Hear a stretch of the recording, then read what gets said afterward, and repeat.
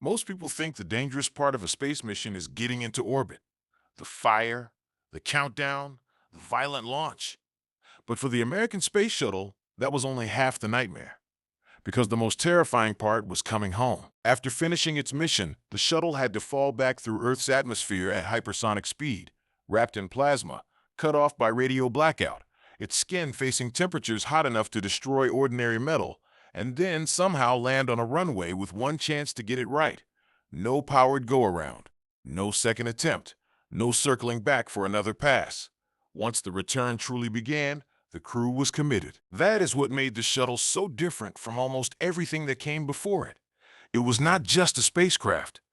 It was an American promise that spaceflight could become reusable, operational, almost routine.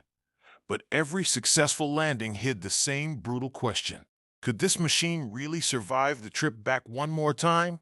Or was this the mission that would prove it could not? The Space Shuttle was one of the boldest vehicles the United States ever built, and that is exactly why it still feels larger than history. It launched like a rocket, worked in orbit like a spacecraft, and landed like an airplane. That alone sounded impossible. America was no longer trying only to reach space. America was trying to master it, work in it, carry heavy cargo through it, repair priceless instruments inside it, and then bring both machine and crew back home to fly again. That was the vision. Not a one-time stunt, not a symbolic victory, a reusable spacecraft that could make orbit feel like the beginning of a new era. And for a while, it looked like that future had arrived. The shuttle carried astronauts, launched satellites, assembled major parts of the International Space Station, and saved the Hubble Space Telescope more than once. Hubble was not just visited by shuttle crews. It depended on them. Without those missions, one of the most important scientific instruments in human history would have remained damaged, limited, or obsolete far sooner than the world remembers. So when people remember the shuttle, they're not remembering only a beautiful machine.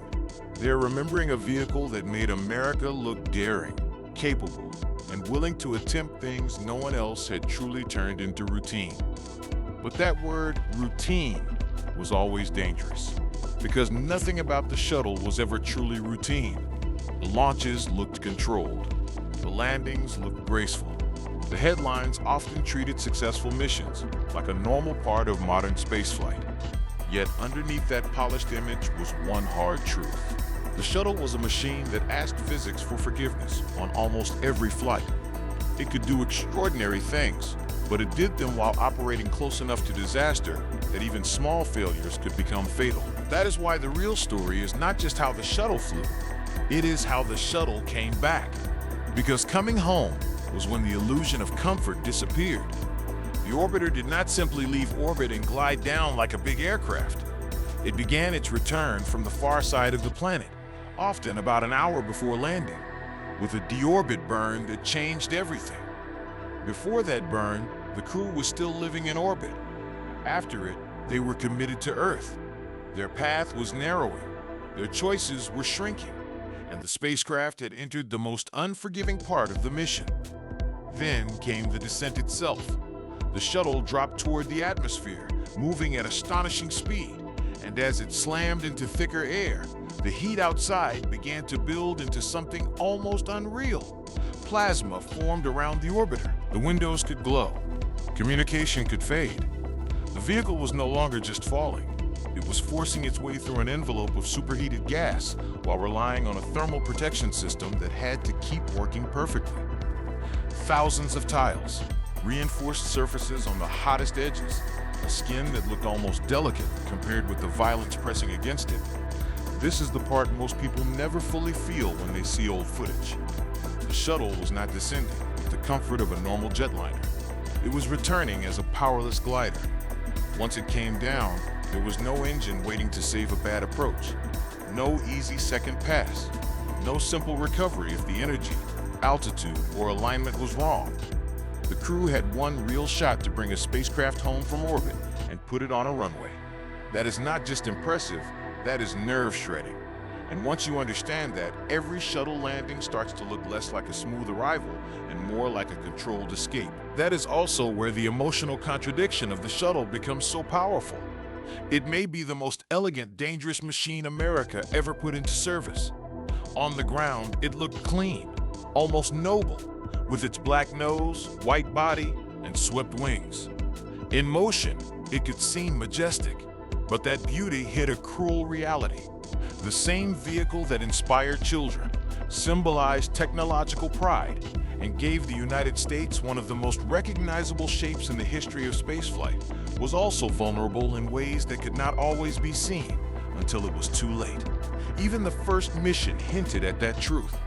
The shuttle did not begin its life as a flawless system. It began as an enormous gamble, and each successful return helped create the myth that maybe this impossible machine really had been tamed. Maybe America had actually built a spacecraft that could rise into orbit, come roaring home through heat and plasma, and still touch down on a runway often enough for the world to stop being shocked by it. That may have been the most dangerous illusion of all, because the shuttle was never simple. It only became familiar. If this story has earned your attention, subscribe now and leave a like before we get to the part that changed how the world looked at shuttle landings forever. Because the real reason this vehicle still haunts space history is not just that it was brilliant, it is that it kept proving brilliance and fragility could exist inside the same machine. That fragility became impossible to ignore with Columbia. By the time STS-107 launched in 2003, the shuttle was already a symbol of American spaceflight, a machine so visually familiar that people could forget how merciless its return actually was. But during launch, a piece of insulating foam broke away from the external tank and struck the orbiter's left wing. It did not look like the kind of event that should destroy a spacecraft. It happened quickly. It was easy to underestimate, and yet that one strike turned the return into a silent countdown no one on board could stop. When Columbia came home, the damage that seemed survivable became catastrophic. During reentry, superheated air penetrated the breached section of the wing, and the orbiter began to fail from the inside. That is what makes Columbia so terrifying even now. The crew survived launch. They completed the mission. They were coming home. And still, the deadliest part was waiting for them in the atmosphere above Earth. Not in deep space, not in some distant unknown. Right above home. After Columbia, it became impossible to pretend the shuttle's elegance made it safe in any simple sense. Every tile mattered. Every surface mattered. Every strike, every crack, every weakness mattered. The very system that allowed the orbiter to survive re-entry was also one of the reasons a small launch event could become a fatal wound. And that reality changes the way you see every successful landing that came before it. What once looked smooth begins to look miraculous. What once looked routine begins to look like the product of thousands of people holding disaster back with discipline, engineering, procedure, and experience. And yet, that is not the reason the shuttle is remembered with such intensity. It is remembered because, despite all of that danger, it kept doing things no other spacecraft had turned into such a visible national ritual. It carried American crews into orbit aboard an American vehicle. It gave the United States a reusable spacecraft that felt like the future had arrived early. It made spaceflight feel close enough to watch, recognizable enough to dream about, and dramatic enough to leave scars on an entire generation. The shuttle was not perfect. It was not cheap. It was not truly routine, but it was unmistakably ambitious. And ambition is often what people remember most.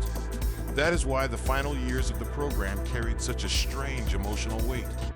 By then, everyone understood more clearly what the vehicle had achieved and what it had cost. 2 crews were gone. The risks were no longer abstract. The money was enormous. The system was aging. And still, when the program approached its end, there was a sense that America was losing more than hardware. It was losing a particular image of itself, a nation willing to build a spacecraft with wings, a nation willing to attempt reusability before the world knew how to make it practical, a nation confident enough to believe that even coming home from space could become something almost ordinary. When Atlantis completed STS-135 and brought the program to a close, it did more than end a chapter. It ended a feeling, because the shuttle had spent 3 decades proving that the United States could create a machine that turned every return from orbit into a national test of engineering, courage, and control. It was magnificent. It was flawed. It was dangerous. And it was American, in the most dramatic sense of the word. Built from confidence so large it was willing to challenge the sky itself. That may be the deepest reason shuttle footage still feels so powerful now. You are not just watching a spacecraft land. You are watching a gamble come due. You are watching a machine that has already survived launch, vacuum, orbital speed, and the emptiness above the planet, only to face its most delicate task at the very end. A wrong angle, a damaged surface, too much heat, too little control, too much energy, too little margin. The shuttle carried all of that with it every time it came home. And maybe that is why the vehicle still sits in American memory with so much force. Not because it was safe, not because it was simple, but because it represented a version of the future that was both inspiring and frightening at the same time.